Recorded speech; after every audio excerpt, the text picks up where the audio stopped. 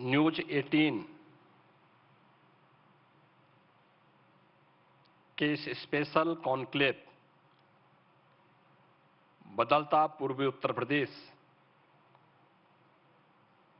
के लिए गोरखपुर में आयोजित आज के इस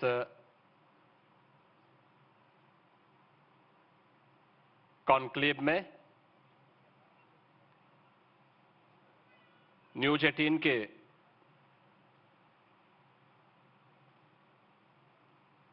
मुख्य संपादक श्री राहुल जोशी जी, न्यूज 18 टीम के सभी अन्य सदस्यगण और इस विशेष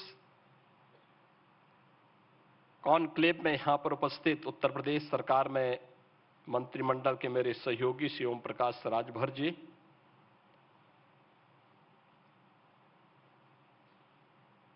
गोरखपुर के लोकप्रिय सांसद श्री रवि किशन जी, सभी मान्य जनप्रतिनिधिगण और उपस्थित बहनों और भाइयों,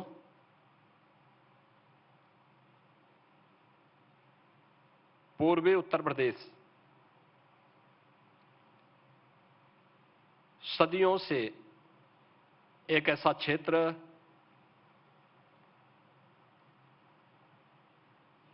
जिसने उपेक्षा का एक लंबा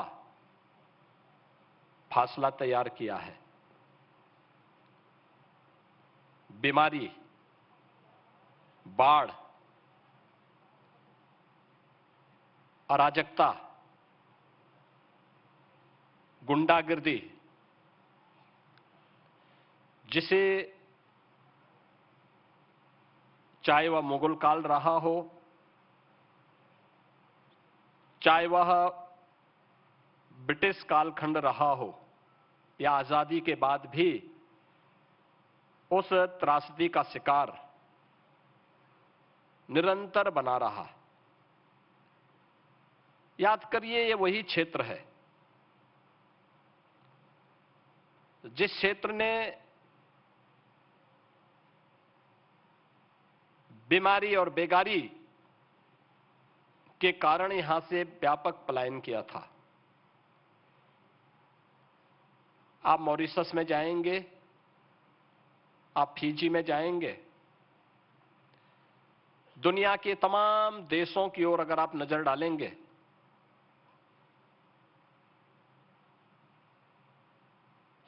तो रजिस्टर्ड श्रमिक के रूप में अगर कोई गया था तो इसी पूर्वी उत्तर प्रदेश से यहां के लोग गए थे। ऐसा नहीं कि उनमें प्रतिभा का बहाव रहा हो, उन्हें जब भी अवसर मिला उन्होंने अपनी प्रतिभा का, अपने परिश्रम का लोहा मनवाया है। लगातार वे इस व्यवस्था को आगे बढ़ाने में अपना पूरा योगदान देते रहे हैं। आज आप दुनिया के तमाम देशों में जाएंगे, उन देशों में राष्ट्राध्यक्ष के रूप में इसी धरती पर कभी पैदा हुए, जिनके पूर्वज इस धरती पर पैदा हुए थे, आज दुनिया के तमाम देशों में वे वहां पर नेतृत्व प्रदान कर रहे हैं। अगर वह मॉरिशस का राष्ट्राध्यक्ष बन सकता है, फिजी में राष्ट्राध्यक्ष बन सकता है, तो फिर इस क्षेत्र में क्या उन बीमारियों का, बेरोजगारी का, बाढ़ की समस्या का समाधान नहीं कर सकता था? कर सकता था, लेकिन उसे प्लेटफॉर्म नहीं प्राप्त हुआ, कभी प्रोत्साहन नहीं हुआ। 1947 से पहले हम समझ सकते थे कि देश गुलाम था, स्वाभाविक रूप से उपेक्षा का दंश यहां के लोगों को झेलने के लिए मजबूर होना ही था। लेकिन 1947 के बाद किसने रोका था? किसने यहां के शिक्षा के लिए, स्वास्थ्य के लिए, बेरोजगारी के लिए, इंफ्रास्ट्रक्चर के लिए कार्य करने से किसने रोका? अगर आप तह में जाएंगे तो आपको वह तस्वीर स्पष्ट दिखाई देगी जो वर्तमान में हम सब जिसका बहुत नजदीक से अवलोकन कर सकते हैं।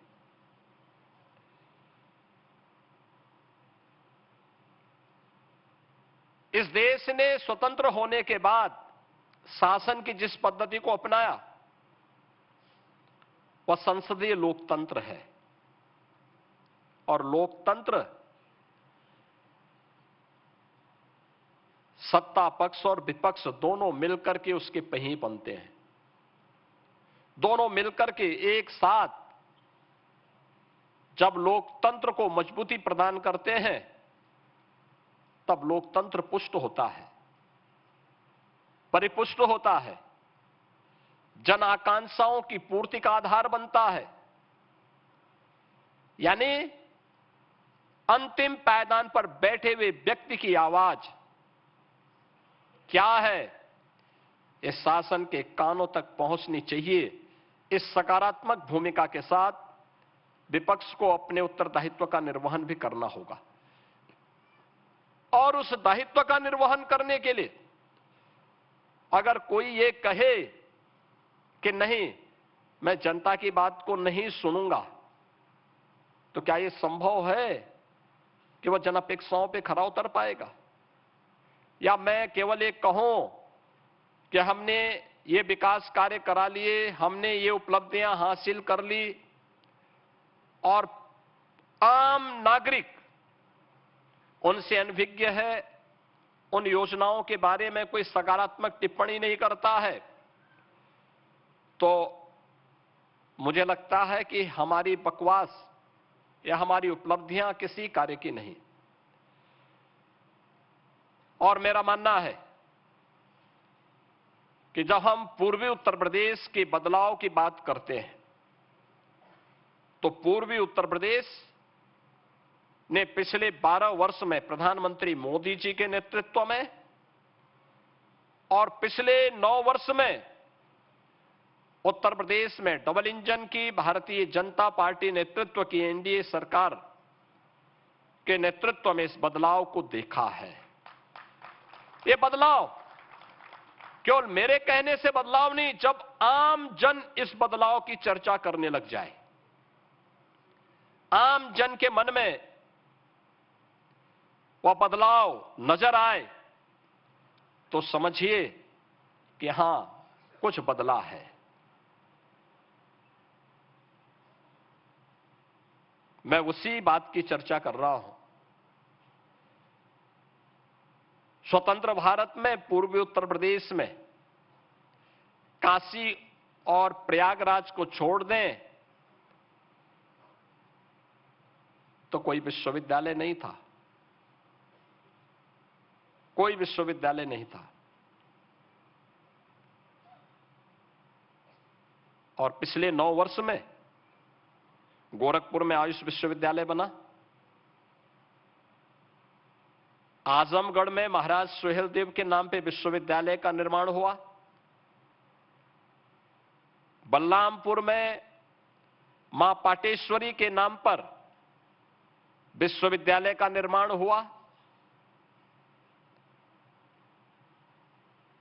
मिर्जापुर में मां विंध्यवासिनी के नाम पे नए विश्वविद्यालय का निर्माण हुआ,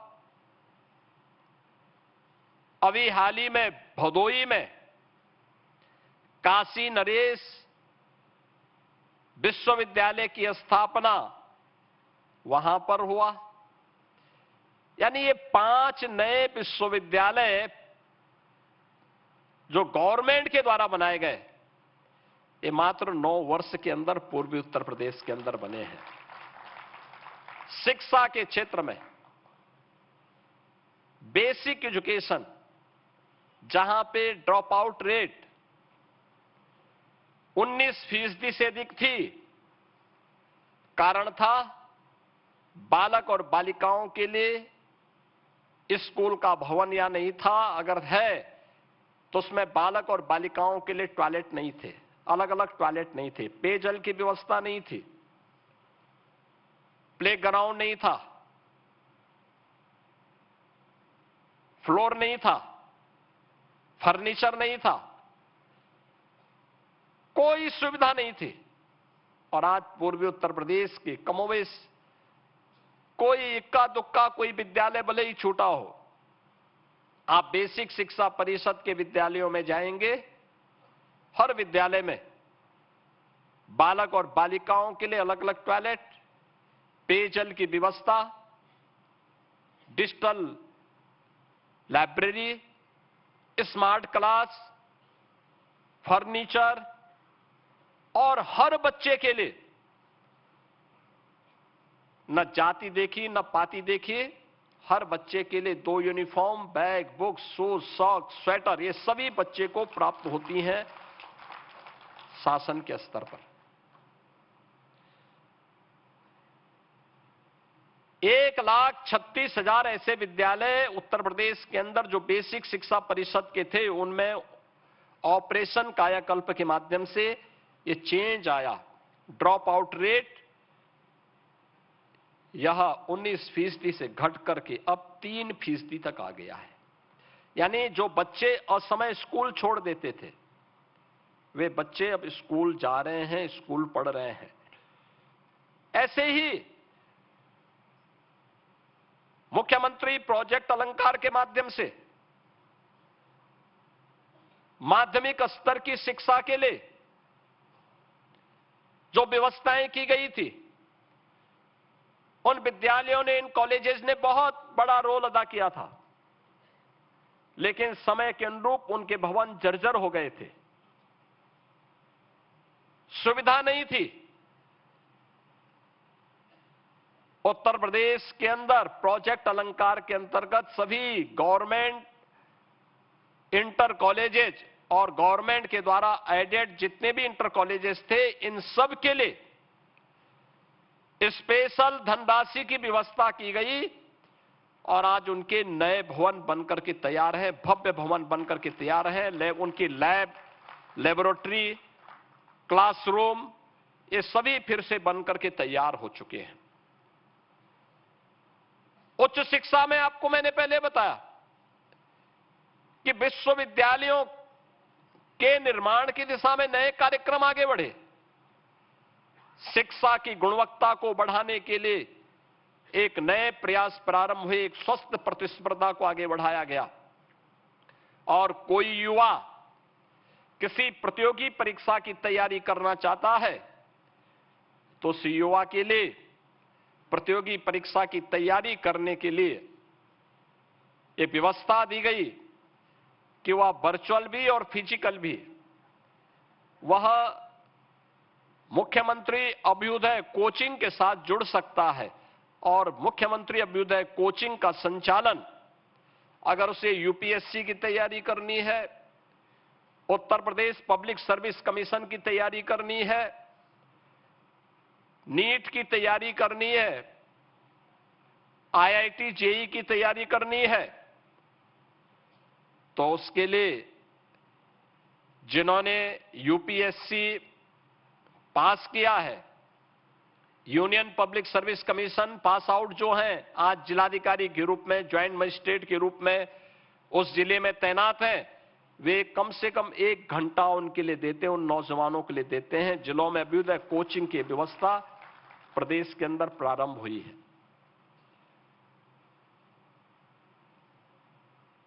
युवाओं के लिए आज की आवश्यकता क्या है? हमारा युवा प्रतिभाशाली है, असीम ऊर्जा और प्रतिभा का धनी है, और पूर्वी उत्तर प्रदेश और उत्तर प्रदेश का युवा, उत्तर प्रदेश इस मामले में सौभाग्यशाली है कि वह देश का सबसे बड़ी युवा आबादी का नेतृत्व करता है। हमारी 56 से 60% आबादी युवा है और ये हमारा ये युवा शक्ति प्रतिभाशाली है, ऊर्जावान है। इसे जब भी प्लेटफॉर्म प्राप्त हुआ है तो इसने अपनी प्रतिभा का लोहा मनवाया है।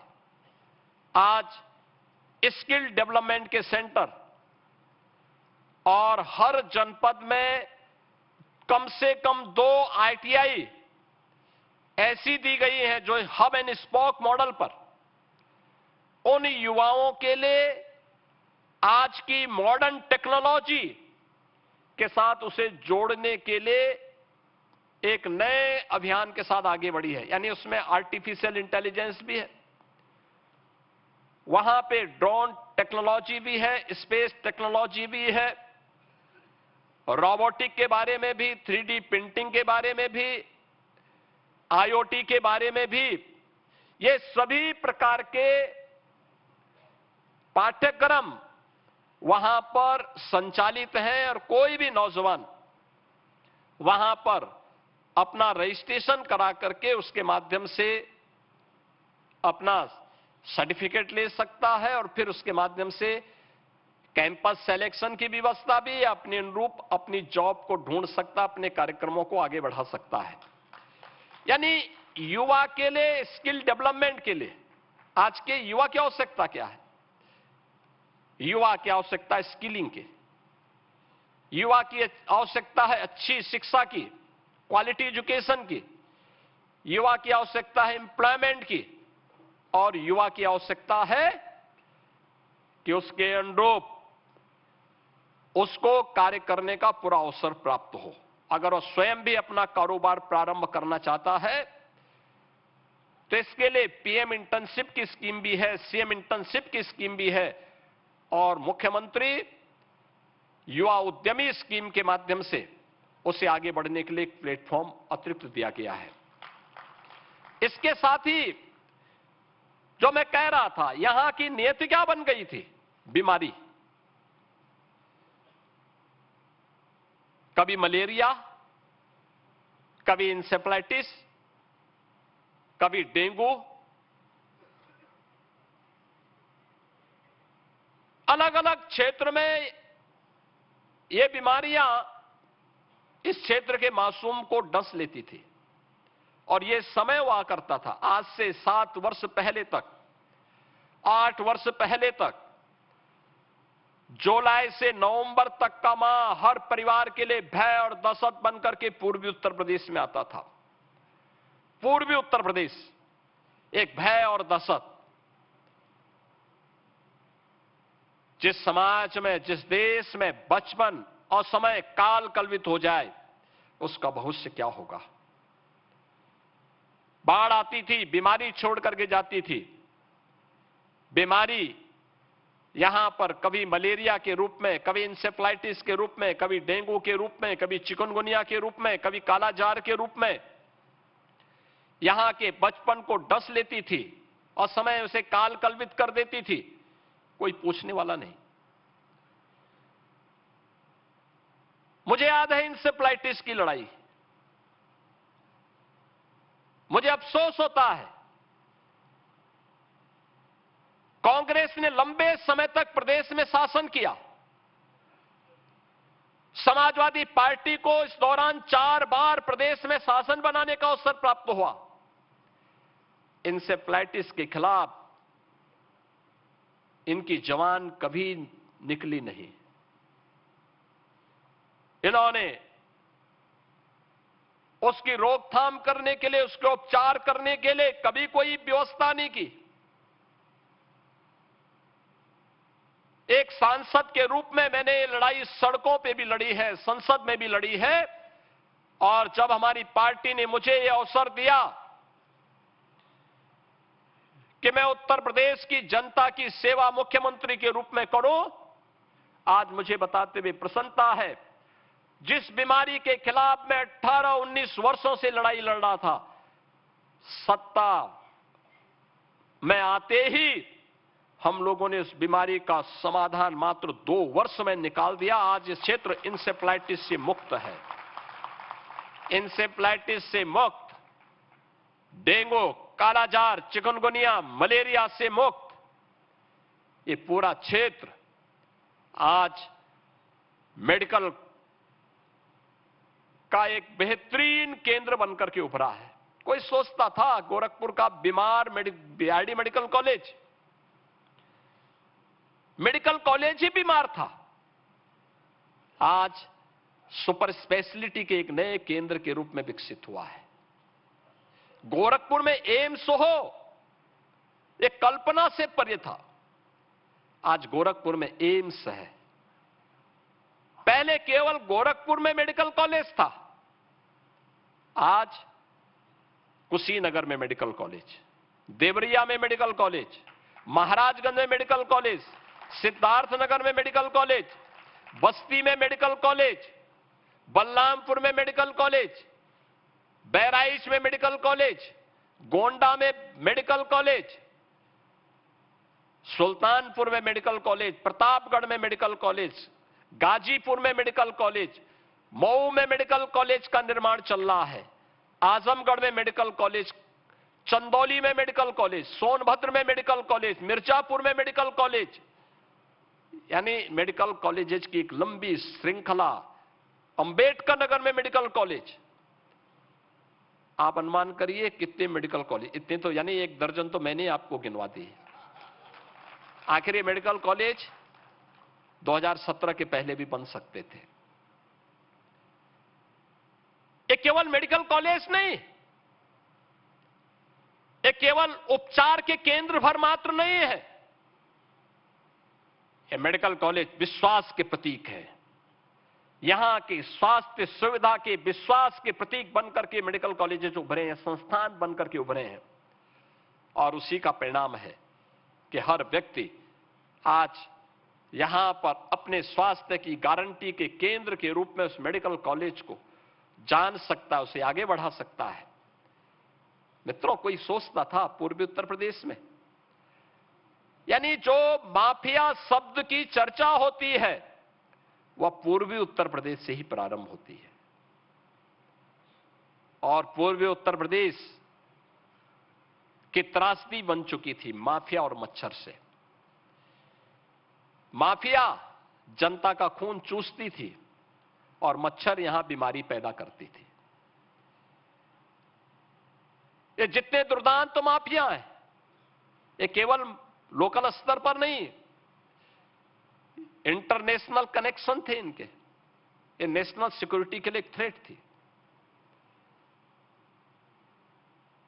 कभी ये दल इस माफिया तंत्र के खिलाफ नहीं बोला था, इन्होंने सत्ता के समानांतर माफिया खड़े कर दिए थे। इन्होंने सत्ता के समानांतर उन माफिया की सत्ता को स्वीकार करते हुए उनके सामने ये लोग नतमस्तक होते थे, कोई उनके खिलाफ बोलता नहीं था। आज मुझे प्रसन्नता है इस बात की कि डबल इंजन की भारतीय जनता पार्टी नेतृत्व की एनडीए सरकार ने उत्तर प्रदेश को माफिया मुक्त भी किया है, मच्छर मुक्त भी किया है। और माफिया और मच्छर से मुक्त पूर्वी उत्तर प्रदेश आज अपनी युवा शक्ति के बल पर तेजी के साथ बन रही एक अर्थव्यवस्था के रूप में उभरी है। आज पर कैपिटा इनकम अगर आप पूर्वी उत्तर प्रदेश में देखेंगे, 3 गुना से अधिक हुई है। यहां पर जो प्लान होता था, अब प्लान नहीं होता है। अब यहां का नौजवान अपने ही जनपद में, अपने क्षेत्र में रोजगार प्राप्त करता है या स्वतः रोजगार के माध्यम से रोजगार सृजन का एक केंद्र बिंदु बनता है। कोई सोचता था इतना अच्छा इंफ्रास्ट्रक्चर पूर्वी उत्तर प्रदेश का होगा?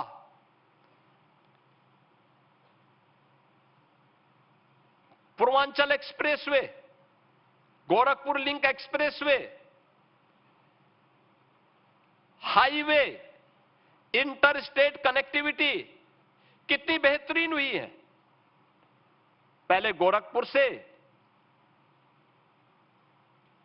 लखनऊ की दूरी तय करने में हमें 8 घंटे लगते थे, आज मात्र 3 घंटे में हम लखनऊ पहुंच सकते हैं, मात्र 3 घंटे में। पहले वाराणसी जाने में 5 से 6 घंटे लगते थे, आज 2.5 घंटे में वहां पहुंच सकते हैं। चारों ओर से 4 लेन की बेहतरीन कनेक्टिविटी लोगों के आवागमन को और सुगम बनाया है। कनेक्टिविटी बेहतर हुई, road connectivity, air connectivity, railway की कनेक्टिविटी। परिणाम है बड़े पैमाने पर निवेश आया, लैंड बैंक तैयार हुए, आज निवेश हो रहा है। कोई सोचता था निवेश होगा पूर्वी उत्तर प्रदेश में? कोई सोचता था? जब माफिया तंत्र हावी था कोई निवेश नहीं होता था, कोई निवेश नहीं होगा, रोजगार का सृजन भी नहीं होगा। ये तो कांग्रेस और सपा की सरकार के समय पहले से तय था कि नौकरी का मतलब सीधे सीधे एक खानदान का कब्जा, लूट, ये नियति बन चुकी थी। लेकिन आज बेहतरीन इंफ्रास्ट्रक्चर के साथ ही कनेक्टिविटी बेहतरीन हुई है। गोरखपुर में आज से 10 वर्ष पहले तक एक फ्लाइट कभी कभी चलती थी, आज 14 फ्लाइट गोरखपुर से चली हुई है। मैं बार बार कहता हूं ना इन बातों को लेकर कि रवि किशन कब गोरखपुर में है और कब मुंबई में है कोई पता नहीं लगता है। सुबह का ब्रेकफास्ट अगर वह मुंबई में करते हैं तो दोपहर का लंच गोरखपुर में ले लेते हैं, फिर यहां पर शकल दिखा करके फिर वो दिल्ली के लिए प्रस्थान भी कर जाते हैं। यानी अगर एयर कनेक्टिविटी नहीं होती तो ये कठिन होता है। उनको मुंबई से बाई रोड आने या ट्रेन में आने में 24 घंटे लग जाते हैं। लेकिन आज आसान हुआ है, यहां अपना कार्य संपन्न किया, फिर दिल्ली चले गए, फिर दिल्ली का कार्य दिल्ली में पार्लियामेंट सेशन के बाद फिर वापस गोरखपुर आना है तो गोरखपुर आ गए। एयर कनेक्टिविटी बेहतरीन हुई है और 14 की 14 फ्लाइट ऐसी कि अगर कोई चाहेगा कि मुझे तत्काल टिकट मिल जाए, नहीं मिलेगा, सभी फुल होकर के जाती हैं। निवेश अकेले गोरखपुर में पिछले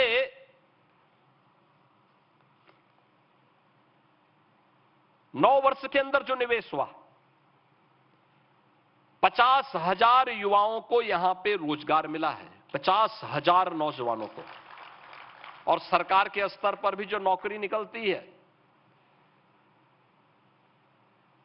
उन नौकरियों में आज बिना भेदभाव के हर एक जनपद का युवा उसमें सेलेक्ट होता है। उसमें न जाति है न पाति है, योग्य है, आप कंपटीशन में आइए, कहीं कोई समस्या नहीं, बेहतरीन अवसर आप सबके लिए है। यह युवा, यह सच है कि यहां का युवा जब बाहर जाना बंद कर दिया तो बहुत सारे बाहर के लोगों के उद्योग बंद हुए। अब मेरे पास महाराष्ट्र से, पंजाब से, गुजरात से, कर्नाटक से, तमिलनाडु से उद्यमी आते हैं, कहते हैं कि साहब हम लोग यूपी में निवेश करना चाहते हैं। मैं पूछता हूं कि यूपी में अच्छी बात है, आप आइए, लेकिन यूपी में क्यों, वहां क्यों नहीं? वो कहते हैं साहब देखो मैं इसलिए नहीं, क्योंकि पहले मैन पावर यहां से चला जाता था, अब यहां के लोगों ने जाना बंद कर दिया तो हमें वहां चलाना मुश्किल हो जा रहा है। अब यहां का युवा जब यहीं पे कार्य उसको प्राप्त हो गया, उसने जाना बंद कर दिया तो उद्योग वहां बंद हुए हैं, यहां चालू हुआ है। कोई सोचता था फर्टिलाइजर कारखाना चलेगा, कोई सोचता था पिपराइच में चीनी मिल चलेगी या मुंडेरवा में चीनी मिल चलेगी, कोई सोचता था कि कताई मिल यहां की प्रारंभ हो पाएगी, कोई सोचता था खजनी का कंबल कारखाना फिर से प्रारंभ हो पाएगा। लेकिन ये तो चली है, परंपरागत उद्यम के माध्यम से भी वन डिस्ट्रिक्ट वन प्रोडक्ट को एक नई ऊंचाई प्राप्त हुई। और अंतर यही है, पिछली सरकारों ने वन डिस्ट्रिक्ट वन माफिया दिया, हमने वन डिस्ट्रिक्ट वन प्रोडक्ट दिया, 1 डिस्ट्रिक्ट 1 मेडिकल कॉलेज दिया है। यही परिवर्तन हुआ है जिसके कारण आज हम लोगों ने पूर्वी उत्तर प्रदेश को, चाहे वह टूरिज्म के सबसे बेहतरीन डेस्टिनेशन के रूप में स्थापित किया है। कोई सोचता था काशी में राष्ट्रपिता महात्मा गांधी जब 1916 में काशी आए थे तो काशी में काशी विश्वनाथ मंदिर का दर्शन करने के लिए जब वो गए तो संकरी गली और गंदगी देख करके उनके मन में बहुत आक्रोश था। उन्होंने टिप्पणी की थी 1916 में कि अगर किसी दूसरे लोक का कोई जीव कभी धोखे से यहां गिरे तो वह ये मान लेगा कि मैं नरक में आ गया हूं। ये 1916 में गांधी जी की टिप्पणी थी। लेकिन गांधी जी के नाम पे देश की सत्ता बहुत सारे लोगों ने प्राप्त की, लेकिन गांधी जी के सपने को वास्तविक धरातल पर ठीक करने की फुर्सत नहीं थी। आज प्रधानमंत्री मोदी जी के नेतृत्व में काशी विश्वनाथ धाम भव्य रूप में हम सबके सामने है। देश के अंदर किसी एक स्पिरिचुअल टूरिज्म के किसी एक स्पॉट में सबसे ज्यादा टूरिस्ट आता है, वह काशी विश्वनाथ धाम है। काशी में काशी विश्वनाथ धाम है। अयोध्या में श्री राम जन्मभूमि अयोध्या का भव्य मंदिर है सबसे ज्यादा। और ये केवल आस्था नहीं है, यहां की अर्थव्यवस्था को भी एक नई मजबूती प्रदान हुई है। जो टूरिस्ट आता है टैक्सी यहीं से लेता है, रेस्टोरेंट में यहीं खाना खाता है, होटल में यहीं रहता है, मार्केटिंग यहीं से करता है, सामान यहीं से खरीदता, फूल पत्ती यहीं से खरीदता है। अगर वाराणसी में गंगा में उसे पर्यटन करना हो तो नाविक यहीं से लेता है, यहीं की नाव में सवारी करता है। प्रयागराज में संगम में उसे नौका विहार करना हो तो वहीं पर नौकाओं को किराए पे लेकर के वहीं पे करता है। पैसा यहां का नाविक प्राप्त करता है, यहां का माली पैसा कमाता है। यहां का जो भी व्यापारी है इनकम उसकी भी होती है, टैक्सी चालक की इनकम होती है। हर एक व्यक्ति की नए रोजगार के सृजन का आधार यूपी की अर्थव्यवस्था को एक मजबूती प्रदान करने के आधार बने हैं। आस्था के साथ साथ आर्थिकी को इसने एक नई ऊंचाई दी है। इसलिए इन कार्यों, ये बदलाव आज पूर्वी उत्तर प्रदेश में डबल इंजन सरकार के कारण देखने को मिला है। नई नई चीजें आई हैं। ये बदलाव हर एक क्षेत्र में हुआ है और मैं तो इस बात के लिए यहां के युवाओं का अभिनंदन करूंगा कि उन्होंने इस बदलाव का साक्षी अपने आप को बना करके स्वयं भी अपनी सोच में बदलाव लाने का काम किया है। मैं इस बात को मानता हूं कि हमारा युवा बहुत ऊर्जावान है, हमारा युवा प्रतिभाशाली है। आज की नई टेक्नोलॉजी में उसने रुचि लेनी शुरू की है और वह तेजी के साथ बदलते हुए भारत का हिस्सा बनकर के यूपी को आज एक नई अर्थव्यवस्था के रूप में स्थापित कर रहा है। मेरा मानना है कि जो पूर्वी उत्तर प्रदेश आज से 9 वर्ष पहले, 10 वर्ष पहले एक बीमारू क्षेत्र माना जाता था, यह माना जाता था कि यहां कमजोर अर्थव्यवस्था है, लोगों में कार्य करने की सामर्थ्य नहीं है, आज उससे क्षेत्र मुक्त हो चुका है। अब तो तेजी के साथ भारत की अर्थव्यवस्था को आगे बढ़ाते हुए अब यह क्षेत्र शिक्षा में, स्वास्थ्य में, रोजगार उपलब्ध करवाने में, बेहतरीन इंफ्रास्ट्रक्चर में आज इस क्षेत्र में ने एक नई ऊंचाइयां प्राप्त की हैं, बेहतरीन तरीके से आगे बढ़ा है। और मुझे लगता है कि आज यूपी जो पहले बॉटम 3 में था, आज वह टॉप 3 इकोनॉमी के रूप में देश के अंदर उभरा है। तो उसके पीछे इन युवाओं का परिश्रम है, उनकी प्रतिभा है। उस युवा को हम नकार भी नहीं सकते और उसको लांछित भी नहीं कर सकते। अगर वह पहले उसका योगदान हम नहीं ले पा रहे थे, कमी उस युवा की नहीं थी, कमी उस सिस्टम की थी जो उस युवा की प्रतिभा का उपयोग नहीं कर पा रहा था। हम अपने युवा को नशेड़ी नहीं कह सकते, हम अपने युवा के ऊपर कोई लांछन नहीं लगा सकते, क्योंकि आप में क्षमता नहीं थी, आपने उसको प्लेटफॉर्म नहीं उपलब्ध करवाया। लेकिन जब प्लेटफॉर्म उपलब्ध कराने वाली सरकार आई, उसने हर एक क्षेत्र में उसके लिए अवसर उपलब्ध करवाए। आज वो अपनी प्रतिभा का लोहा मना रहा है। अब पूर्वी उत्तर प्रदेश में निवेश भी आ रहा है और पूर्वी उत्तर प्रदेश की अर्थव्यवस्था भी उसी तेजी के साथ आगे बढ़ी है जिस तेजी के साथ पश्चिमी उत्तर प्रदेश, मध्य क्षेत्र और बुंदेलखंड का क्षेत्र आगे बढ़ रहा है, मजबूती के साथ, तेजी के साथ। कोई आज अंतर, यानी आज कोई ये नहीं बोलता है कि साहब पूर्वी उत्तर प्रदेश पिछड़ा क्षेत्र है। बाढ़ की समस्या का समाधान हुआ है, बीमारी की समस्या का समाधान हुआ है, क्वालिटी एजुकेशन के लिए सरकार ने काम मजबूती के साथ आगे बढ़ाया है, एम्प्लॉयमेंट के लिए अवसर उपलब्ध करवाए हैं। और अब पूर्वी उत्तर प्रदेश विकास के पायदान पर किसी से पिछड़ा नहीं है, बल्कि तेजी के साथ भारत की अर्थव्यवस्था को एक नई ऊंचाइयां प्रदान करने के लिए विकसित भारत का संकल्प प्रधानमंत्री मोदी जी का है।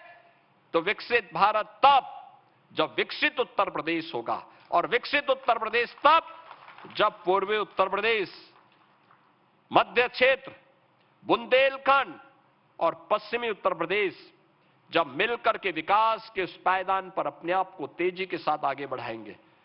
आत्मनिर्भर और विकसित उत्तर प्रदेश की उन परिकल्पनाओं को साकार करने के लिए पूर्वी उत्तर प्रदेश तेजी के साथ आगे बढ़ा है। मुझे पूरा विश्वास है कि जो ये गति चल रही है, जिस मजबूती के साथ इस गति ने प्रगति की रफ्तार पकड़ी है, यही प्रगति उत्तर प्रदेश की समृद्धि का कारण बन रही है। और मेरा मानना है कि अगले 3 वर्ष के अंदर यूपी $1 ट्रिलियन की इकोनॉमी की दिशा में आगे बढ़ेगा। हमने पिछले 9 वर्ष में अपनी अर्थव्यवस्था को 3 गुना करने में सफलता प्राप्त की है। यहां की प्रति व्यक्ति आय को 3 गुना करने में सफलता प्राप्त की है। और ये सर्वसमावेशी विकास के उस आयाम को हर गांव, हर गरीब, हर किसान, हर नौजवान और हर महिला तक पहुंचाने के लिए जो सरकार के द्वारा किए गए प्रयास हैं, उस प्रयास का परिणाम हम सबके सामने है। और उसी परिणाम को आगे बढ़ाने के लिए मैं धन्यवाद दूंगा न्यूज 18 को कि उन्होंने बदलता पूर्वी उत्तर प्रदेश इस विशेष कॉन्क्लेव को राज्य मुख्यालय से हटा करके पूर्वी उत्तर प्रदेश के केंद्र बिंदु गोरखपुर में करने का कार्य किया है। क्योंकि गोरखपुर केवल गोरखपुर नहीं है, पूर्वी उत्तर प्रदेश का एक महत्वपूर्ण केंद्र तो है ही।